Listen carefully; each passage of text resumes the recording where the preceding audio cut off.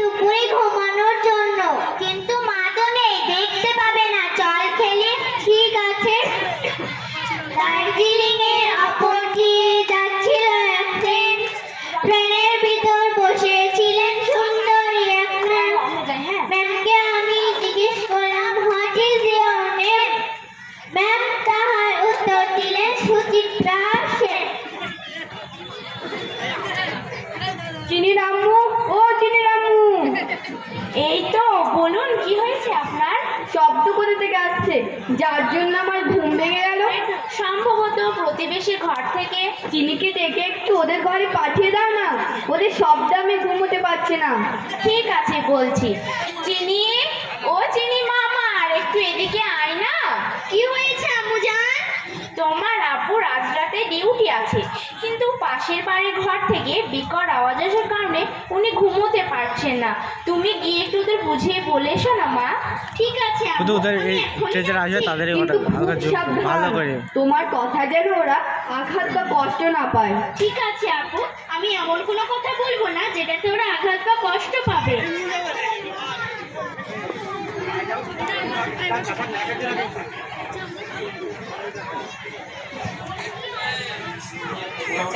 দার্জিলিং এর অপর দিয়ে যাচ্ছিল এক ট্রেন।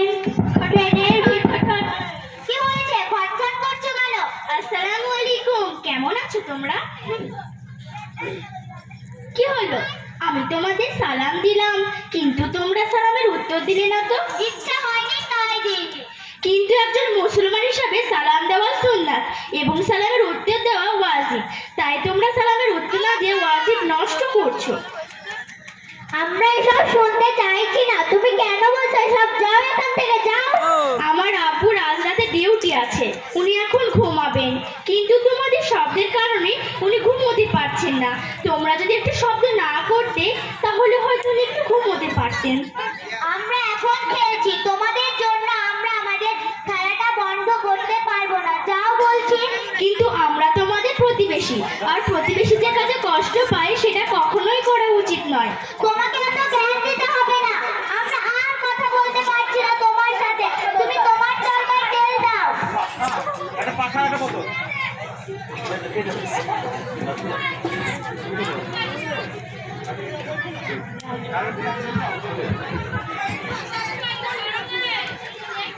কি বললো ওরা?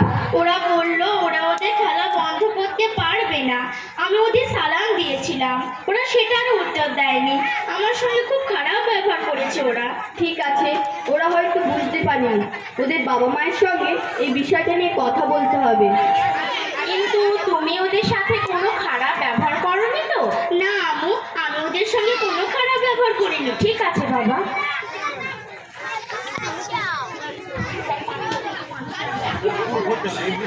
পানি ভরা দরকার দার্জিলিংয়ে অপর দিয়ে যাচ্ছিল এক ট্রেন। ট্রেনের ভিতর পাখা দরকার নাই। কি হলো, অসুস্থ হয়ে পড়লে নাকি? আমার মাথাটা। এবার কি করব, বাবা মা তো বাড়িতে নেই। তাহলে কি আমি আমাদের প্রতিবেশীদের ডাকবো? ঠিক আছে, এখনই ডাকবো।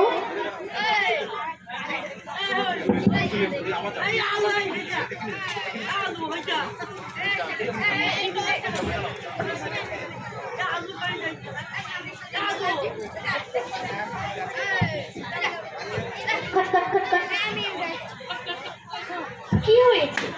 আমার বোন অসুস্থ হয়ে পড়েছে, আপনারা কি আমাদের বাড়ি একটু যাবেন? হ্যাঁ, অবশ্যই।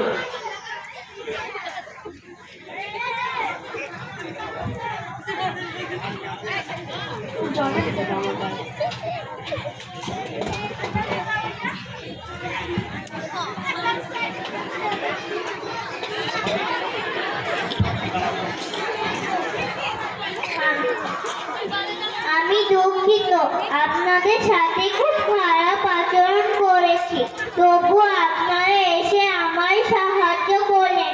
আপনাদের অনেক অনেক ধন্যবাদ। এটা আমাদের দায়িত্ব। প্রতিবেশী হিসেবে প্রতিবেশীর প্রতি কর্তব্য হলো তার পাশে দাঁড়ানো। হতে পারে তোমরা আমাকে কষ্ট দিয়েছো, তাই বলে কি আমরাও তোমাকে কষ্ট দেব?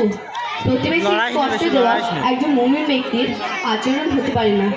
হাদিস শরীফে বর্ণিত আছে যে যে ব্যক্তি আল্লাহ ও আখিরাতের প্রতি ঈমান রাখে সে যেন তার প্রতিবেশীকে কষ্ট না দেয়। হুজুর সাল্লাল্লাহু আলাইহি সাল্লাম বলেছেন যে যে ব্যক্তি আল্লাহর প্রতি বিশ্বাস রাখে সে যেন তার প্রতিবেশীর সঙ্গে সৎ আচরণ করে। প্রতিবেশীকে কষ্ট দেওয়ার বিভিন্ন ধরন হতে পারে। প্রতিবেশী জানালে উকি দেওয়া, চলাফেরার ক্ষেত্রে দৃষ্টি অবনত না রাখা, প্রতিবেশী বাড়ির সামনে নোংরা ফেলা, জোরে মিউজিক বাজানো, চলাচলের রাস্তা বন্ধ করে দেওয়া, এগুলো একদমই করা উচিত নয়। আর একটা কথা সবসময় মাথায় রাখবে, কোনো প্রতিবেশী বিপদে পড়লে তাকে তোমরা অবশ্যই সাহায্য করবে, ঠিক যেমন আমরা করেছি। ঠিক আছে চাচাজি, আমরা আমাদের ভুল বুঝতে পেরেছি। আমরা আর কখনো কাউকে কষ্ট দেব না, ইনশাআল্লাহ। আসসালামু আলাইকুম।